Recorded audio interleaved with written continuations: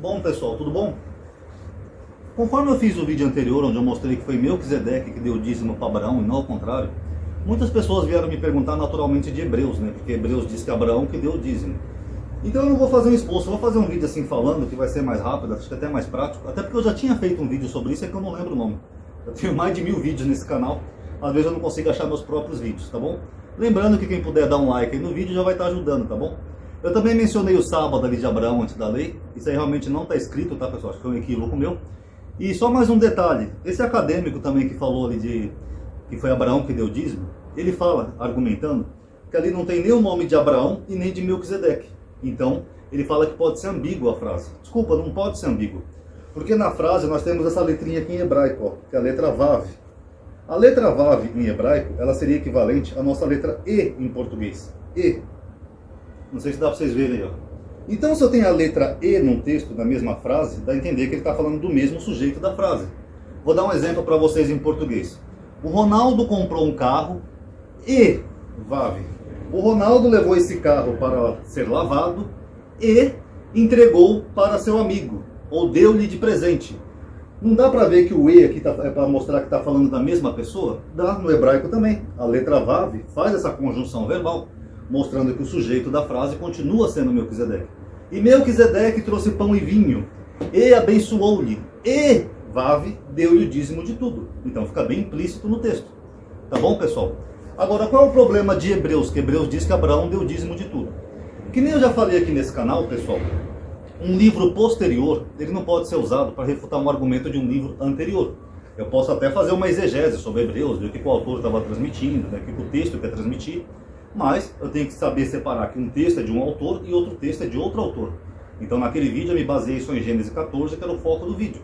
Então não é porque o Novo Testamento tem uma outra visão daquele texto, que quer dizer que isso vá contra, ou seja, vai respaldar no autor original. Eu já até dei um exemplo para vocês uma vez, que eu falei assim, por exemplo, imagina que eu escreva assim num livro, o professor Sabino era um grande professor de grego, um exemplo hipotético. Aí uma pessoa baseada no que eu escrevi vai criar uma outra coisa. O professor Sabino era um bom professor de grego e japonês. Peraí, eu não disse isso. Eu fui o autor original. Então se outra pessoa disse isso, aí já são outros 500. Eu não posso pegar um livro posterior para deturpar o que o anterior disse. Que é naturalmente o que o Novo Testamento faz. O Novo Testamento pega lá assim, por exemplo, do Egito chamei meu filho, dando a entender que Jesus está cumprindo uma profecia de Oséias. Quando você vai ver em Oséias, é uma profecia ali, pessoal? Não, o que Oséias está falando é o seguinte, quando Israel era menino, Israel, eu tirei do Egito, eu amei, e do Egito eu tirei meu filho.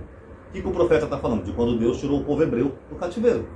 Mas o Novo Testamento já tem um outro entendimento, porque o Novo Testamento tenta fazer algumas deturpações do Velho Testamento. E o mesmo que o autor de Hebreus faz. O autor de Hebreus tem um outro entendimento, até porque tem toda uma explicação por trás disso, porque os rabinos não aceitavam, né, na época que Abraão tivesse recebido o dízimo de um rei pagão, tal, não sei o quê. Aí surgiu essa lenda de que foi Abraão que deu o dízimo. Por isso que as Bíblias, elas traduzem assim, que Abraão deu o dízimo, porque as Bíblias, elas são uma tradução dogmática. Então, baseado nesse entendimento rabínico, tá, pessoal, de que Abraão jamais poderia receber o dízimo de um rei sacerdote pagão, eles criaram essa inversão aí, como se fosse Abraão que tivesse dado o dízimo para Melquisedeque. Agora eu pergunto, o autor de Hebreus está certo? Não, porque eu não posso ir além do que está escrito em Gênesis, independente de eu ter um outro autor que diz outra coisa. Não posso, eu tenho que me ater ao texto original. Quem é o autor de Hebreus? Ninguém sabe até hoje. O autor de Hebreus mistura inclusive o Melquisedeque com o Melquisedeque de um salmo, né, que não é a mesma palavra, mas ele cria toda uma cristologia em cima para dar a entender que Cristo seria rei e sacerdote. Só que nós temos alguns problemas aí. Se Jesus é rei e sacerdote segundo a ordem de Melquisedeque, porque os sacerdotes eram levitas, então Jesus é rei e sacerdote segundo a ordem de um rei pagão? De um rei que servia o deus El Elyon do panteão cananeu? E aí, como é que fica? Porque o Melquisedeque lá, segundo Gênesis, ele era sacerdote de El Elyon. E El Elyon era o deus das montanhas. O El Toro, deus cananeu, um dos deuses do panteão cananeu. Então como é que fica? Então Jesus é um sacerdote segundo a ordem de um rei, de um deus pagão. De um sacerdote que servia um deus pagão. Inclusive é curioso no texto de Gênesis, né, que fala que Melquisedeque trouxe pão e vinho, né? Que é os mesmos elementos presentes ali na simbologia de Cristo, né, na ceia, o pão e o vinho. E aí, como é que fica, pessoal? Então é complicado. Então se eu for tomar Hebreus como verdade, então eu posso dizer que Jesus seria um sacerdote pagão. Segundo, olha o que o autor de Hebreus diz aqui, ó, deixei até separado aqui. Vocês perdoam a dificuldade de ler, porque essa minha câmera do celular, ela tem o flash, essa luz fica bem na minha cara. Mas eu vou tentar ler para vocês aqui, ó, Hebreus 7. Vamos dar uma analisada então, já que o autor de Hebreus diz que Abraão deu o dízimo. Então, vamos ver o que ele diz aqui no capítulo 7, no versículo, a partir do versículo 2.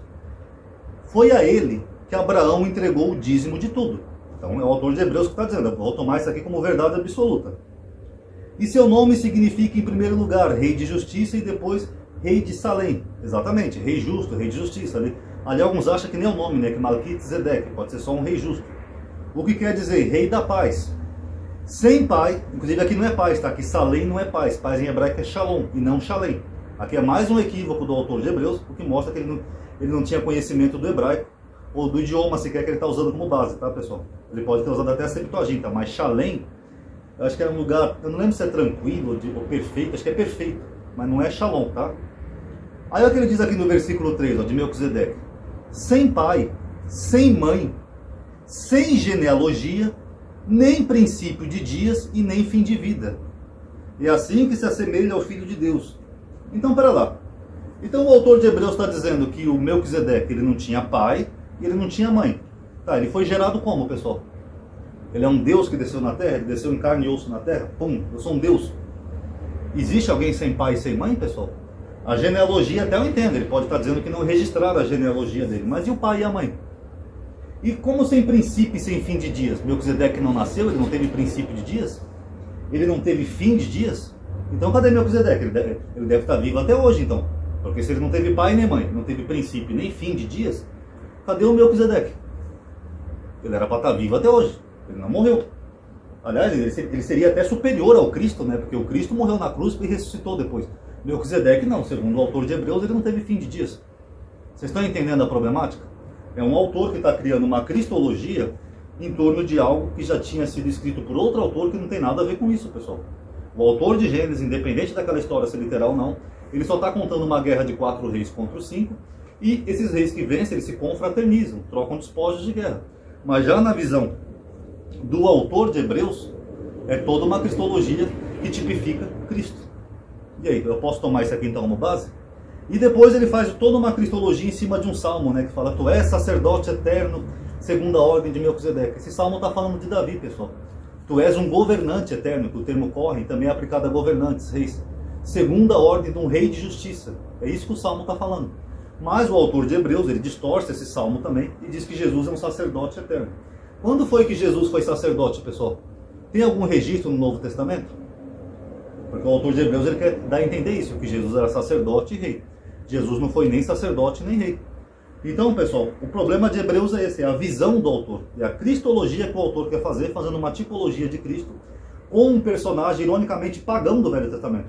Porque Melquisedeque era pagão, ele seguia o Deus El Elyon do panteão cananeu, e realmente vai ter todas essas incoerências se eu for tomar isso aqui como base.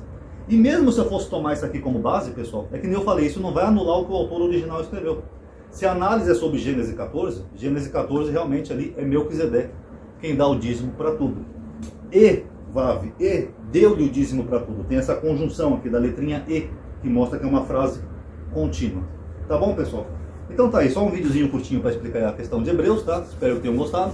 Quem puder dar um like aí no vídeo, tá? Mesmo bababá de sempre, o YouTube tá bugado, aumentar engajamento, essas coisas vocês já sabem, né? Obrigado por terem assistido, paz a todos.